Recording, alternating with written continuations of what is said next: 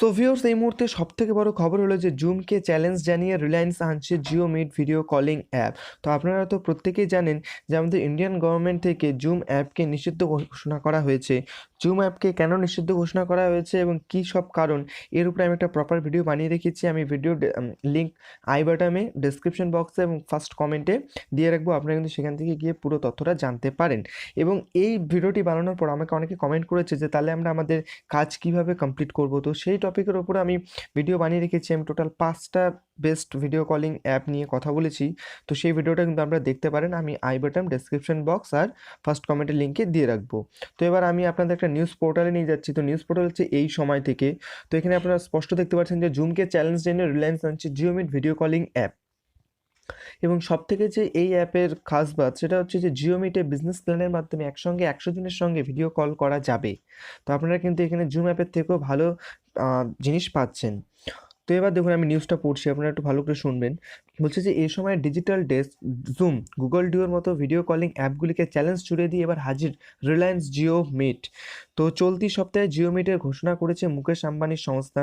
Launch তারিখ নির্দিষ্ট করে ঘোষণা না করা হলেও শিগগিরই নয়া ভিডিও কলিং অ্যাপ্লিকেশন লঞ্চ হবে বলে জানিয়েছে রিলায়েন্স।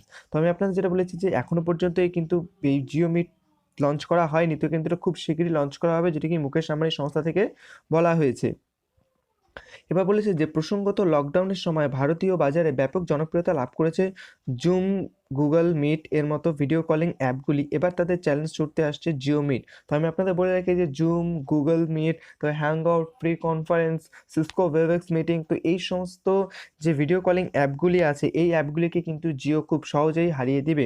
কারণ আমরা প্রত্যেকেই জানি যে জিও যখনই আমাদের কাছে কোনো কিছু নিয়ে এসছে সেটা কিন্তু অনেকটা বেটার এবং উন্নত জিনিস নিয়ে এসছে আমাদের কাছে।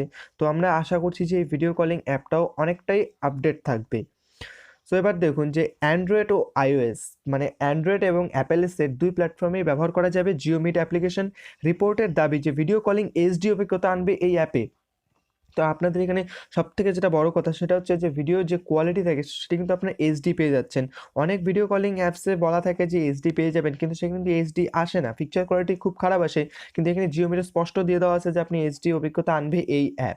তবে হচ্ছে সাইন আপ না করতে চাইলে গেস্ট হিসেবে অংশ নিতে পারবে ইউজাররা।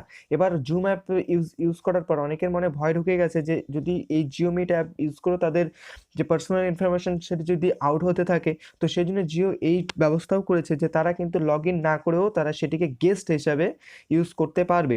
এছাড়াও ওটিপির মাধ্যমে লগ ইন করা যাবে। জানা গেছে জিও মিট বিজনেস প্ল্যানের মাধ্যমে একসঙ্গে 100 জনের সঙ্গে ভিডিও কল করা যাবে, সেটা আমি আপনাদের আগে বলেছি। এবার নেক্সটে চলে যাই। বলছে রিলায়েন্সের তরফে জিও মিট সম্পর্কে খুব বেশি তথ্য জানা না হলেও ফেসবুক চুক্তির পরে এই ঘোষণা নিয়ে আগ্রহ বেড়েছে। জিও মিটের ফিচার্স সম্পর্কে বিস্তারিত তথ্যের জন্য jiomit.jio.com যেতে অনুরোধ করেছে সংস্থা। তো আমি এই যে নিউজ পোর্টালটার লিঙ্ক আপনাদের ডেসক্রিপশন বক্সে দিয়ে দেবো, আপনারা সেখান থেকে আসতে পারবেন। এবং আমি এই লিঙ্কটা যে jiomit.jio.com, আমি এই লিঙ্কটাও কিন্তু আপনাদেরকে ডেসক্রিপশন বক্সে দিয়ে দেবো। আপনারা কিন্তু সেখান থেকে খুব সহজে নিউজটি পড়তে পারবেন।